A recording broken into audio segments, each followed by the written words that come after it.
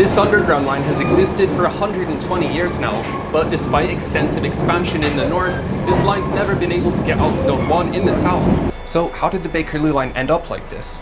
Why wasn't it extended before? And now that an extension is a serious idea, why does this part of southeast London have such mixed feelings about it? To understand why, we need to quickly speedrun the Bakerloo line history, starting in the early 1900s. The Bakerloo line first opened in 1906 as the Baker Street and Waterloo Railway between, well, Baker Street and Waterloo, but people started calling it Bakerloo and the name stuck. The line was soon extended to Elephant and Castle in the south and Edgware Road in the north, and after a short break to go blow up Germany, the line was further extended in the north to Paddington and then up to Queen's Park, and eventually all the way up to Watford by taking over the London North Western Railway's commuter services. In the late 1930s, the Bakerloo line was extended from Baker Street to Finchley Road below the Metropolitan line and took over its stopping services up to Stanmore in 1939. However, down at the other end of the line, not much happened because of difficult geology for tunnelling, the fact that South London was historically pretty insignificant, and mostly because it would be too difficult to compete with the already established mainline railways who were already having an intense struggle for dominance of South London between themselves. But with such an extensive service in northwest London, Elephant and Castle was struggling to turn around all of the trains quick enough. So in the late 1930s, an extension of the line to Camberwell with a reconstruction of Elephant and Castle was proposed. However, thanks to the beginning of the second round of blowing up Germany, this never got started. After the war, to solve the issue of capacity at Elephant and Castle and capacity on the Bakerloo line in general, we eventually got the Jubilee line, taking over the line to Stanmore and getting its own parallel line in the West End. This removed the operational need for a new terminus and, with it, the biggest reason to extend the line. After more unsuccessful proposals in the 70s, 80s, 2000s and 2010s, TfL finally started consultations on the route of an extension in 2014, with construction proposed to start in the late 2020s and be done by 2030. And this was the most popular thing that TfL has ever consulted on, as the area between Lewisham and Elephant and Castle doesn't really have any rail service, like at all, despite being so close to central London. It also has plenty of old industrial land that would be perfect for redevelopment if the transport links were improved. The Bakerloo line would continue from Elephant and Castle along Old Kent Road to Lewisham with 3 stops along the way, but unfortunately in early 2020, a certain virus decided that it was time for its attempt on world dominance, and following several lockdowns, neither TfL or the government had any spare cash lying around. So instead of the actual Bakerloo line, we got a fun Bakerloo line themed bus instead. And surprisingly, this bus service has been very successful, attracting 5,000 daily riders in its first few weeks, a clear demonstration of the need to extend the Bakerloo line. It seems like the idea of extending the Bakerloo line couldn't be more popular. You'd be crazy to oppose this.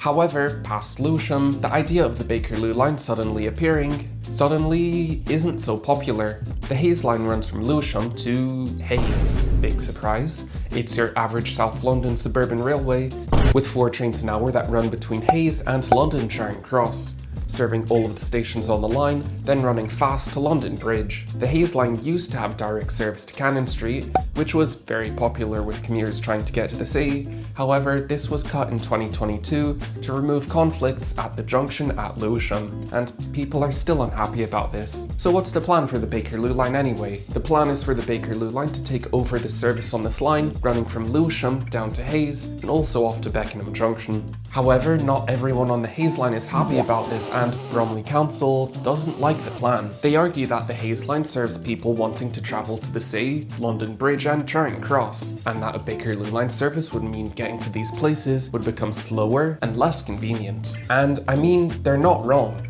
Currently on the Hayes line, just under 70% of passengers take the train to Charing Cross or London Bridge. The 2 main issues are that firstly, the Bakerloo line would take longer to get to Charing Cross because it would stop at new stations along Old Kent Road and isn't particularly fast for Waterloo. And secondly, the Bakerloo line doesn't go anywhere near London Bridge or the city, which is the most popular destination for passengers on the Hayes line. Lots of people take this service to London Bridge and either grab a bus, straight up walk, or grab a rental bike to cross the bridge into the city. It's only a 15-minute walk to Bank, and 15 minutes on a bike will get you to basically the entire city of London.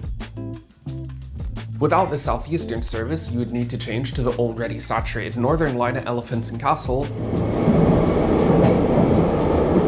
or take a longer bus ride on top of your already longer train ride. And Borough High Street isn't particularly safe to bike on, so that means a long detour through Blackfriars if you're taking a bike. What isn't a long detour, however, is scrolling down to the subscribe button and subscribing to the channel if you're enjoying the video. And if you want to help support the channel, you can become a channel member and get your name on screen right here.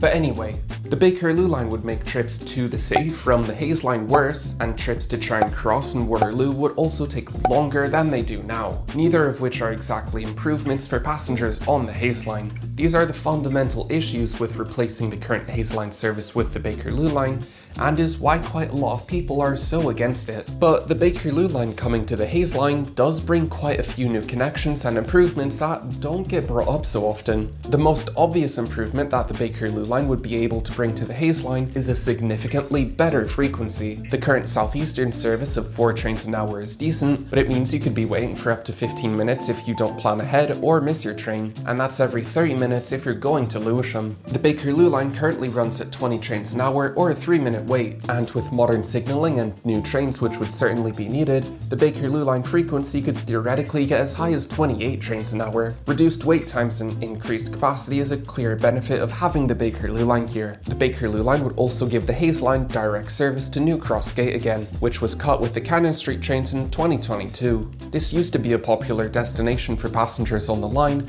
but now requires an inconvenient change at Lewisham. The Bakerloo line would bring back direct service here and also make getting to Lewisham much easier with its much more frequent service. Additionally, although it's slower, the Bakerloo line makes changing to other lines in central London a lot quicker and easier compared to the mainline stations at Charing Cross or London Bridge. Getting to the Northern line will become very quick and easy with the rebuilt station at Elephant and Castle, and the Bakerloo line also provides many other useful transfers in central London. So improved service to Lewisham, restoring service to New Cross Gate and providing easier, albeit slower, transfers in central London definitely makes the Bakerloo line worth having around. So what if there's a way to bring the frequency and connections of the Bakerloo line to the Hayes line without losing the popular, quick and convenient southeastern service to London Bridge? The answer to this lies literally at the other end of the Bakerloo line. The northern end of the Bakerloo line currently shares its route with 4 trains an hour of Lioness line trains into Euston. By terminating some Bakerloo line trains early at Queen's Park, these two services can run nicely together and provide more options for passengers on the line. What if we could do something similar on the Hayes line? We could terminate some trains early at Lewisham and run some Bakerloo line trains to Hayes and Beckenham in a way that doesn't conflict with the existing southeastern service. This would also be a great time to hand over this service to TfL, who would probably make this an overground line and bring all the benefits of that. Clearer signage, branding, timetabling, and an easier to use overall service. And in general, with the Bakerloo line arriving, all of the stations on the line would be upgraded, much like what happened on the Elizabeth line, with new station buildings, ticket machines, and importantly, step-free access. Extending the Bakerloo line in this way would ensure that it benefits passengers on the Hayes line by keeping the already popular mainline service, because there's no point spending money and closing the line for several years to extend the Bakerloo line here if it's going to make things worse for commuters on the line. So maybe seeing overground trains at London Bridge should become something normal. And anyway, let's hope that we see the Bakerloo line being extended at all sometime soon. If you've made it this far, you should probably subscribe, and yeah, I'll see you next time.